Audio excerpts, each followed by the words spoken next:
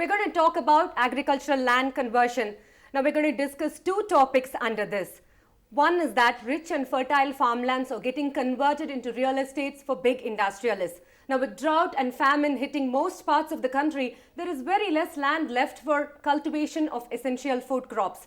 Now how can we have rapid growth without impacting agriculture? That's one topic that we're going to discuss about today. And the other one is about how SEZs are coming up in agrarian lands. Now, seeing the success of China for the past 25 years in converting SEZs or special economic zones into multi-billion dollar giving zones, India is also following the same model or trying to follow the same model for the past 6 years. Now, the implementation of this grand idea is in full swing. To talk about this and to understand the complexity of this whole process, we have two guests with us in our studio. One is Anil Hirani and the other person is Sharad Kurg. Now, Sharad Kurg is working for QVC Realty, a real estate development company based right here in Bangalore. His interests are real estate investment and urban infrastructure. Now, Anil Hirani is involved in land consolidation.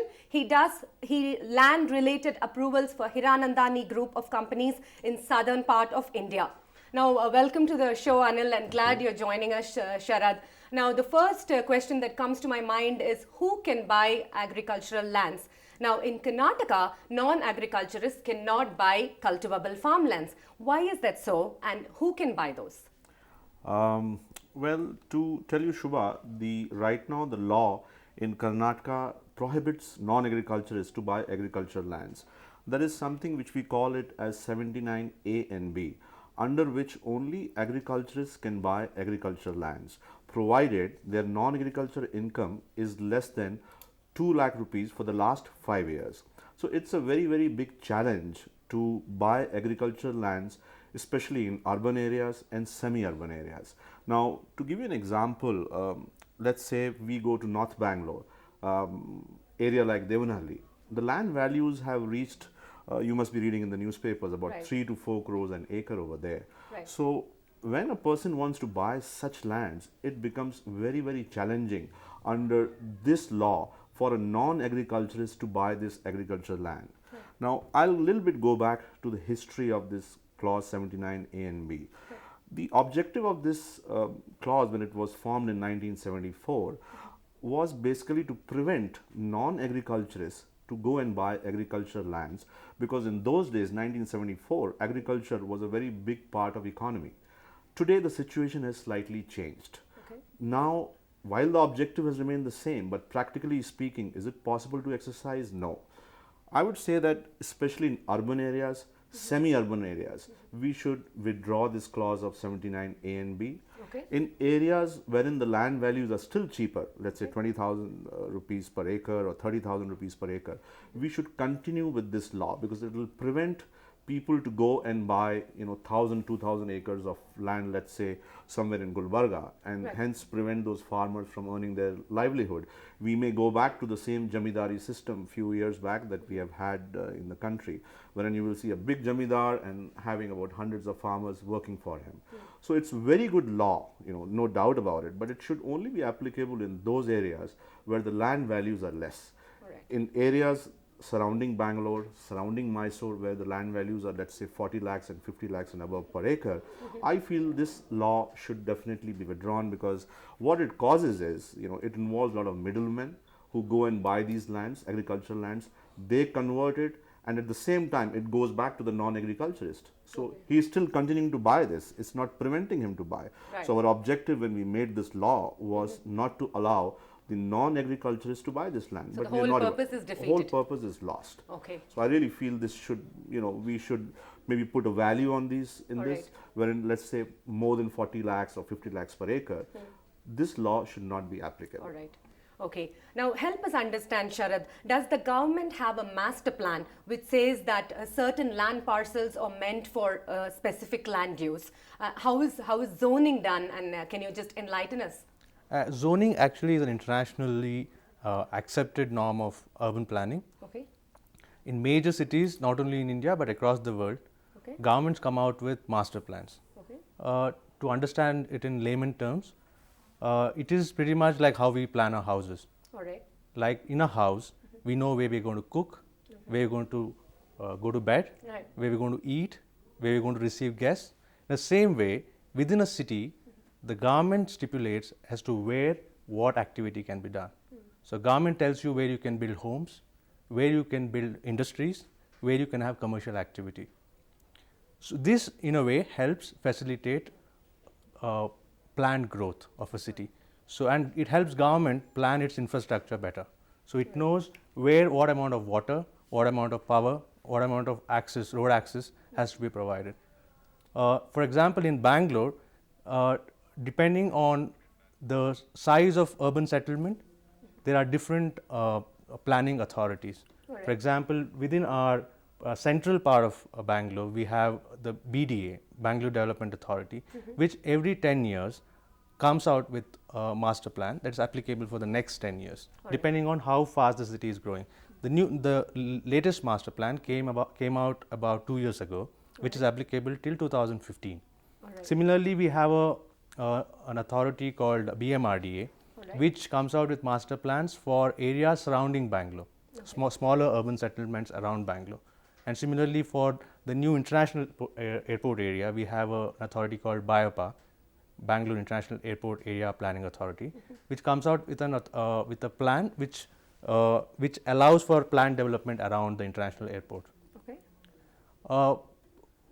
So within this master plan, now you have areas demarcated as residential, Right. commercial, public use. So you need schools, you need hospitals, which come under public use or semi-public use. Then you have transportation, where you need to set up your metro stations, you need to set up your bus stations, and you have green areas. Alright. So like we have gardens in our houses, a city needs lung space as well.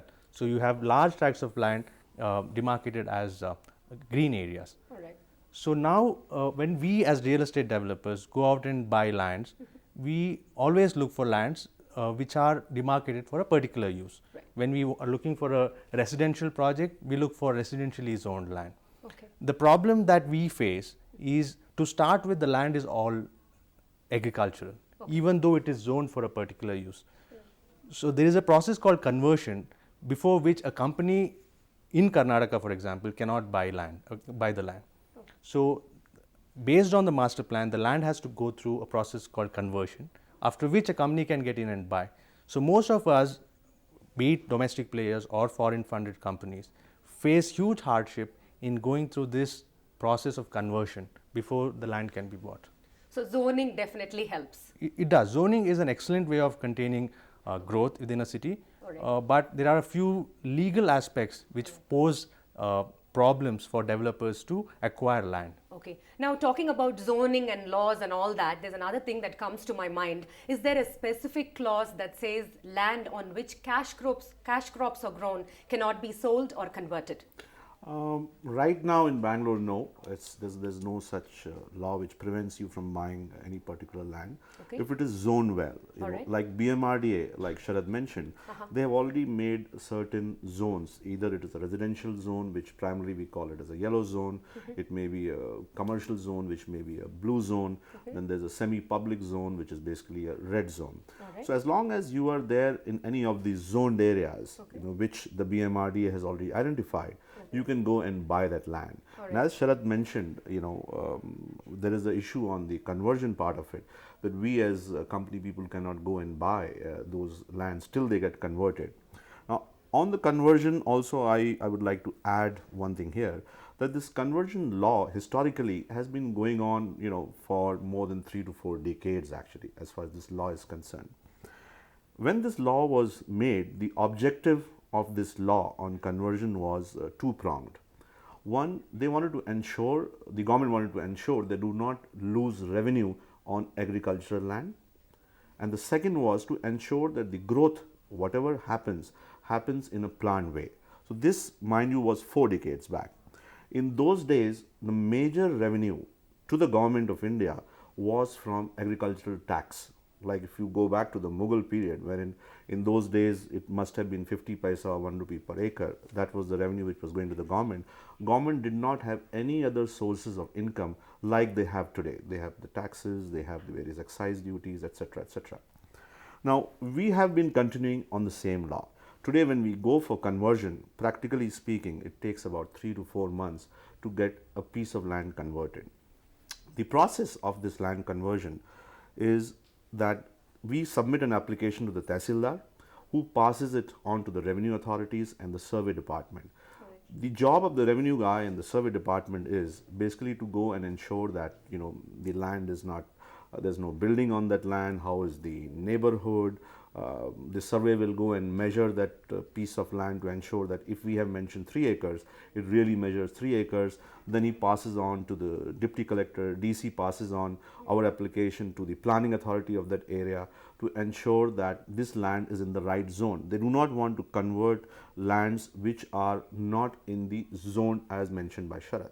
So coming back to your subject, that can we buy land which is not in a zoned area? Answer is no. Right. We cannot, okay. we cannot buy. All right, let's on that note, let's slip into a short break. We'll come back and talk more about agricultural land conversion. We are here with Anil Hirani and Sharath Kurk. Don't go away.